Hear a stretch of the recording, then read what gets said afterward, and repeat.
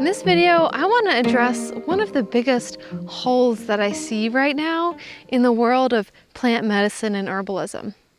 We've gotten very focused on individual constituents, on plants broken down into their parts, that we've lost the bigger picture. Not only the bigger picture of plants as multidimensional beings that can help us heal on many levels, but even losing the bigger picture of land itself. A couple years ago, I developed this idea of a class series called Medicine Sits in Places. The title was a riff off of the book title of Keith Basso called Wisdom Sits in Places, about the language and lifeways of the Western Apache.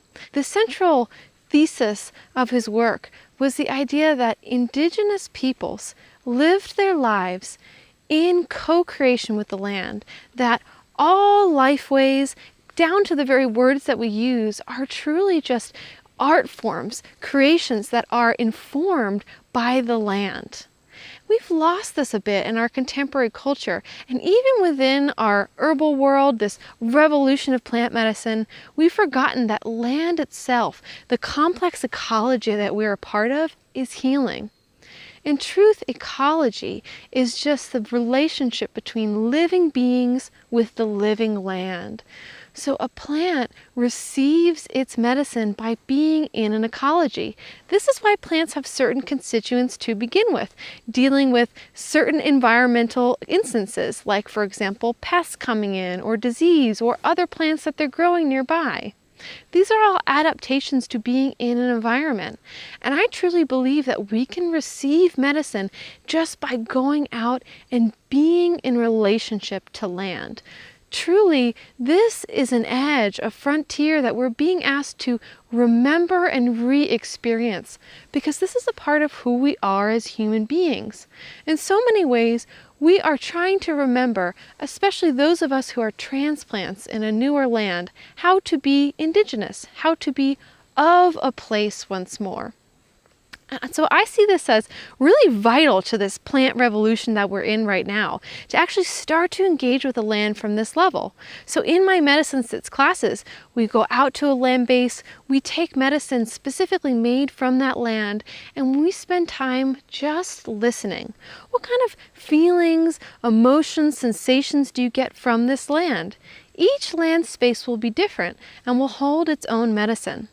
So wherever you are in the world, perhaps you're just on the edge of spring, or maybe in full-blown spring, or maybe if you're in the southern hemisphere, moving now into and through fall, you can connect into this by simply taking time wherever you are, out of doors with the land. Just sit and experience here. Find yourself a sit spot and get quiet for half an hour to an hour and see what comes through. I know for me that my medicine practice and my ability to recognize intuition just became prolific when I really spent a good amount of time connecting to the medicine of land. Because the truth is that we all have a deep and unique bank of knowing, our earth intuition. A way of really not only being in incredible relationship to this world around us, but receiving guidance on our path. So if you're interested in this idea of opening your earth intuition, I've developed a whole free online video series just about opening this unique gateway that is created for us by nature. So if you're interested in seeing this series, you can sign up with the link below. Thank you so much for watching, and thank you for being a land tender and caretaker that I know that you are, for picking up small pieces of micro trash, or even just watching the sun as it moves across the sky. You just being here and being in relationship to the land that you call home is part of the medicine of this world. So from my heart to yours, I sincerely thank you.